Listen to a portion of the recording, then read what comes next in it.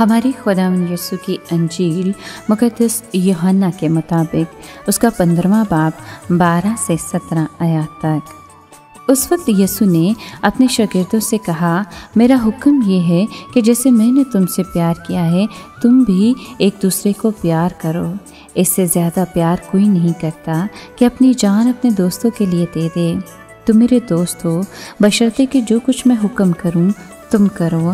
آگے کو میں تمہیں غلام نہ کہوں گا، کیونکہ غلام نہیں جانتا کہ اس کا مالک کیا کرتا ہے، بلکہ میں نے تمہیں دوست کہا ہے، کیونکہ جو باتیں میں نے اپنے باپ سے سنی ہیں میں نے وہ سب تمہیں بتا دیں۔ تم نے مجھے نہیں چنا بلکہ میں نے تمہیں چن لیا ہے اور تمہیں مقرر کیا ہے کہ تم جاؤ اور پھل لاؤ اور تمہارا پھل باقی رہے، تاکہ تم میرا نام لے کر جو کچھ باپ سے مانگو وہ تمہیں دے۔ میں تمہیں یہ حکم دیتا ہوں کہ تم ایک دوسرے کو پیار کرو۔ پاک کلام کے پڑھے اور سنے جانے پر خداوند کی برکت ہو، خدا کا شکر ہو۔ عزیز دوستو، یسوع ہم سے محبت کرتا ہے۔ وہ ہمارے نام، چال چلن اور ماضی اور حال سب سے واقف ہے۔ وہ ہماری تکلیف اور مسائل کا احساس کرتا ہے۔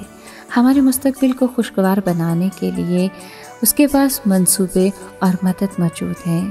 دعاؤں کے دوران ہم اس سے گفتگو کرتے ہیں اور وہ ہم سے گفتگو کرنے کے لیے ہمیشہ تیار رہتا ہے۔ وہ ہمارے گناہ بخشتا ہے اور ہمیں سچائی اور پاکیزگی کے ساتھ زندگی گزارنے کی رغبت دیتا ہے۔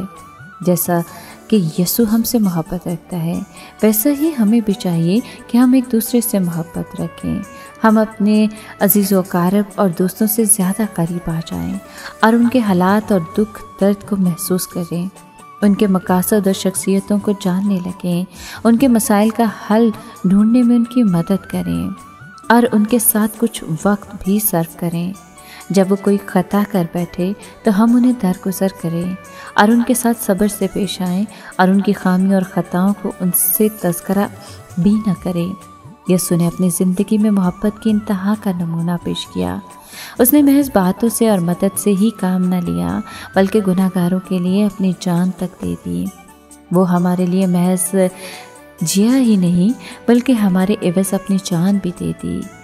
صلیب محبت کا تاج ہے جو خدا کی اس محبت کی وضاحت کرتا ہے جو اسے ہم سے ہے۔ اب اس کی یہ خواہش ہے کہ ہم نجات کا پیغام دوسروں تک پہنچائیں اور اس کے لیے اپنا وقت اور دولت قربان کر دیں۔ اگر یسوع ہمیں انجیل کا پیغام دوسروں کو سنانے کے لیے بلاتا ہے تو وہ ہم سے توقع رکھتا ہے کہ ہم اپنے آپ کو، اپنا مال و زر اور اپنی تمام قوت قربان کر دیں، اور جو ہمارے لیے برا سلوک کرتے ہیں ہم ان کے لیے دعا کریں اور انہیں اپنا دوست سمجھیں، کیونکہ مسیح یسوع نے بھی اپنے دشمنوں کے لیے دعا کی کہ اے باپ انہیں معاف کر، کیونکہ یہ نہیں جانتے کہ کیا کر رہے ہیں۔ مسیح یسوع نے انہیں محض بھائی یا خدا کے فرزند ہی نہیں کہا بلکہ دوست کہا۔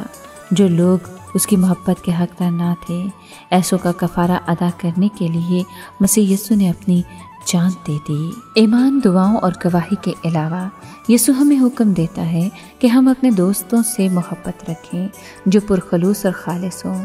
ان کے سخت رد عمل کے باوجود ان کے ساتھ صبر سے پیش آئیں، ان کے ساتھ شرافت سے پیش آئیں، جیسا کہ خدا تمہارے ساتھ شرافت سے پیش آتا ہے۔ آئیے خدا کی محبت کی تجلی سے ہم اس بدشکل دنیا کو منور کریں، خود کو خدمت کرنے، قربانی دینے اور دوسروں سے محبت کرنے کے لیے پیش کریں۔ اے خداوند یسوع، ہم تیرا شکر کرتے ہیں کیونکہ تو نے ہمیں گناہ کی غلامی سے آزاد کیا اور اپنے چہیتے بنا لیا۔ ہم چاہتے ہیں کہ سب سے محبت کریں جیسا کہ تو نے ہم سب سے محبت کی۔ ہم تیری عبادت کرتے ہیں اور خود کو تیرے حوالے کرتے ہیں۔ ہمیں وفاداری سکھا تاکہ ہم کثرت سے محبت کے پھل لائیں۔ آمین۔